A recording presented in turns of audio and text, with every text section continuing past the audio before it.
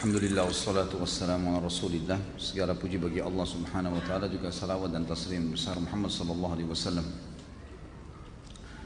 Bagaimana hukumnya membunuh semut, baik disengaja maupun tidak disengaja, berdosakah? Lalu bagaimana jika semut itu menggigit tubuh kita, lalu kita tepuk mati, salahkah kita?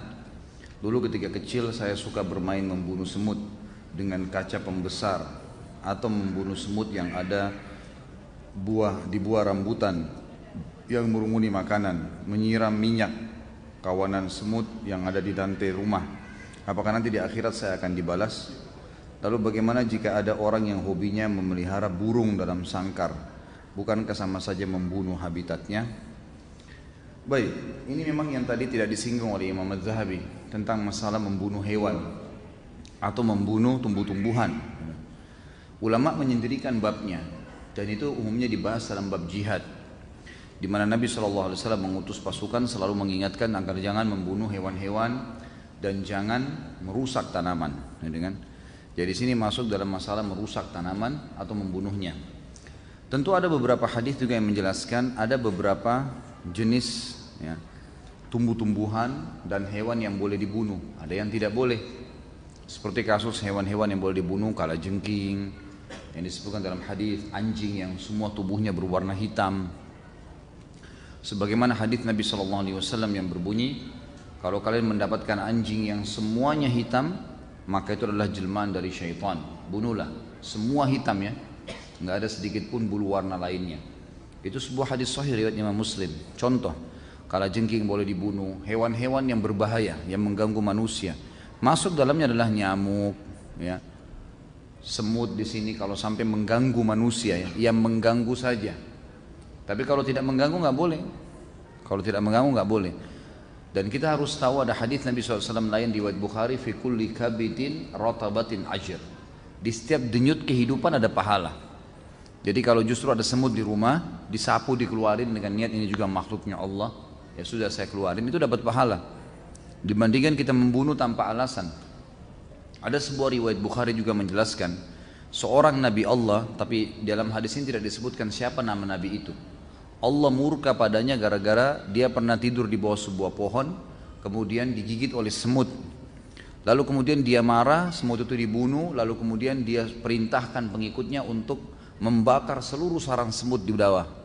Di bawah dia di bawah pohon itu banyak ada sarang semut, dibakar semuanya. Maka Allah SWT mengutus Jibril kepadanya sambil berkata, apakah gara-gara semut satu kamu membunuh semut yang lainnya? Artinya yang mengganggu saja, yang tidak mengganggu gak usah, gitu kan?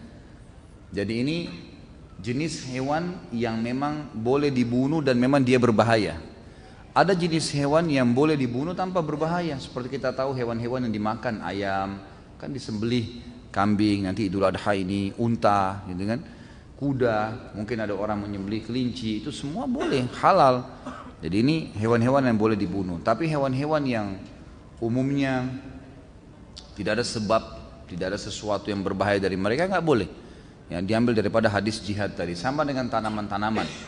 Ada tanaman yang boleh, seperti misalnya sayur-sayuran yang dicabut sama akarnya, ubi misalnya, gitu kan. Semua harus dicabut, jangan otomatis mati, gitu kan. Maka itu tidak ada masalah, kena dikonsumsi, gitu kan. Tapi ada tumbuh-tumbuhan yang kalau tidak ada sebab, tidak dapat, terus tiba-tiba dibakar. Nah itu tidak boleh. Membakar itu berarti sama dengan membakar. Jadi membakar tumbuh-tumbuhan sama dengan membakar hewan, sama dengan membakar makhluk Allah yang lain, ini tidak dibolehkan. Jadi di sini dipilah ya. Kalau yang mengganggu Anda silakan, itu kan, itu masih boleh. Bahkan ya sapi yang mengamuk kemudian ditembak atau ini karena berbahaya bagi orang, itu tidak ada masalah karena berbahaya bagi manusia. Kalau enggak maka enggak boleh. Kalau masalah orang memelihara hewan, ini ada bab lagi sendiri. Abu Hurairah radhiyallahu anhu memelihara kucing, ya kan? Memelihara kucing, dan itu Nabi SAW tidak larang. Abu Hurairah nama lainnya Abdurrahman ibn Sakhr, tapi dikenal dengan Abu Hurairah. Hurairah artinya kucing, karena orangnya suka banyak pelihara kucing.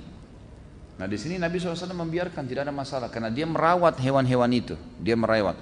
Sebagian ulama mengatakan ini khusus kucing, sebagian yang lain mengatakan masuk di antara semua hewan yang dibolehkan kalau mereka merawatnya.